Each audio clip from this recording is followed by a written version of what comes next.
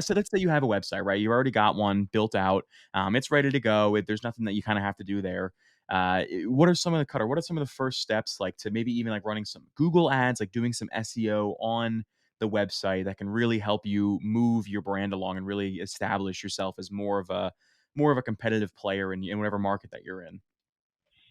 Man, that's a loaded question.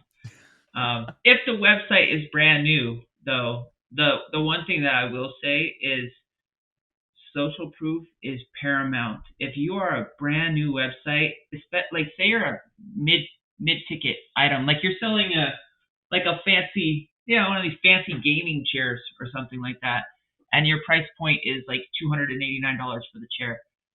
The space is so loaded with people. Everybody's gonna go look for reviews on you.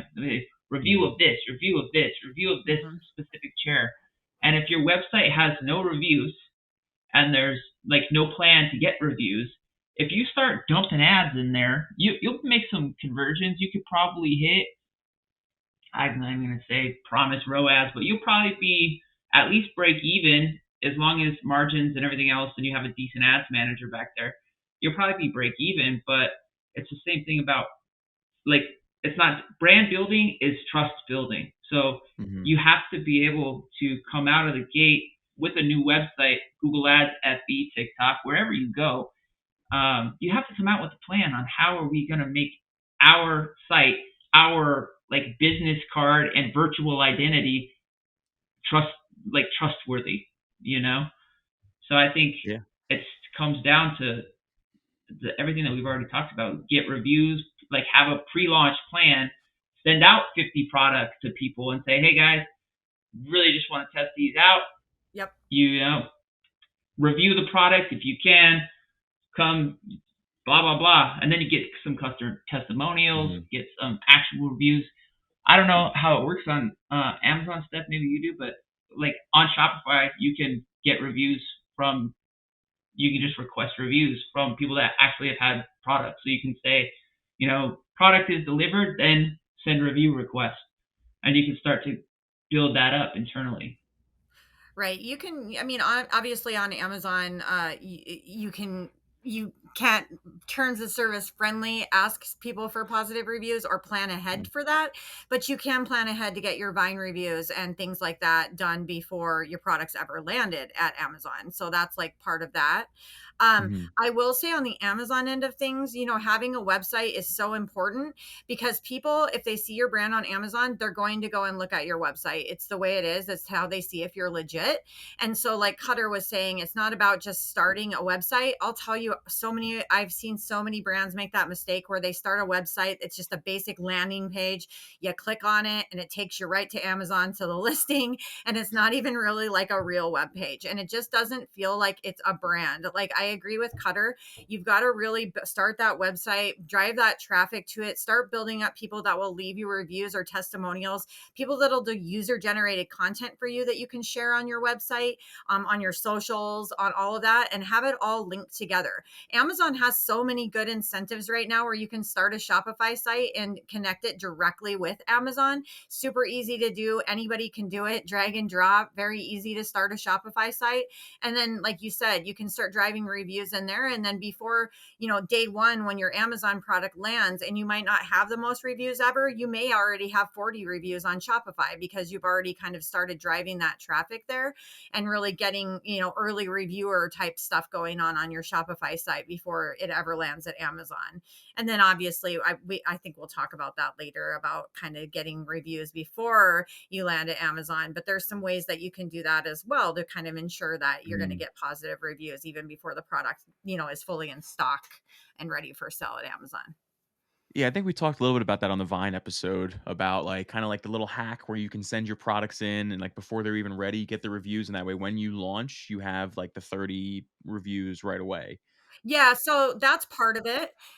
Right, that's part of it. So you can, and that's a really good idea. You should always do that. If you start a new product launch, you should ship in 30 units air freight to Amazon before your main shipment gets here. Enroll it in Vine, get that stuff going. But there's ways that you can actually ensure that you'll or kind of tip the metrics in your favor that you're going to get positive reviews. So Mhm. anyone could actually sign their product up for Vine and get those sent in early. That's not really it may like it that hard to do, but in Mhm. order to get positive reviews is where people really struggle with Vine, right? Especially with electronics and other things that people maybe don't know how to use right away, and when they're new to Amazon might not have proper instructions. So there's some really good hacks that you can do. I've heard at conferences in the past where you can actually kind of set up your first, maybe say 100 units of product that have a free gift inside. And don't do this just for Vine, because that would be completely against terms of service with Amazon. And that's not what I'm recommending here. But I'm saying your first 100 units, like say you sold luggage, you put a little gift on the inside of the luggage and thanking that first 100 people for being one of your first 100 customers, and explain your Mhm. brand and who you are and why you developed this product. Even write a little letter in there to your people on why you launched this brand and really who you are. You can put a QR code in there that takes them to more information about your product. And what you do is you don't say anything about Vine, because again, that would be against terms of service. But your first 100 customers that buy your product, you can 100% thank for doing that.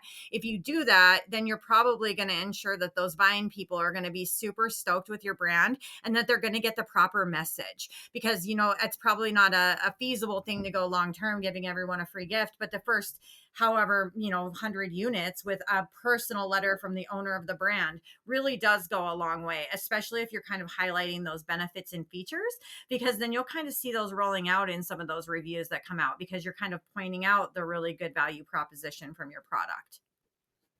And then just like one like book hack, like in my alternate form, I'm the director of marketing at Tupelo Press. They're a literary nonprofit. And what's cool about Amazon and reviews is that Goodreads is like kind of this unpoliced playground where everybody goes and does reviews of books over there, right? So what's happening now is Amazon is pulling in Goodreads reviews to the book listing. So if you have 50 or 100 5-star reviews on Goodreads, it'll list that in the book listing on Amazon. So terms of service and all of that is great, but that little hack right there is still live. I don't know how long it'll be live, but if you're trying to sell books, you can check it out.